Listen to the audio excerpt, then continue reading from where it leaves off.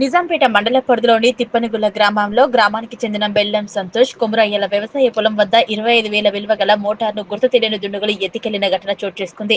బాధితులు మాట్లాడుతూ పొలం దగ్గర ఆగి ఉన్న ట్రాక్టర్ కు కరెంట్ షాక్ పెట్టారని బాధితులు ఆవేదన వ్యక్తం చేశారు.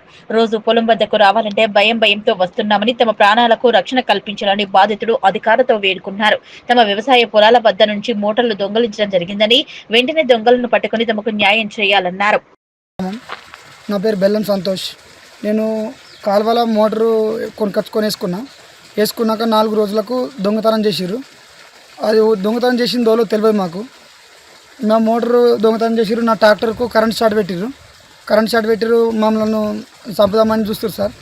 ఆ మోటార్ కట్ చేసుకొని ఎత్తుకొని పోయిర్రు.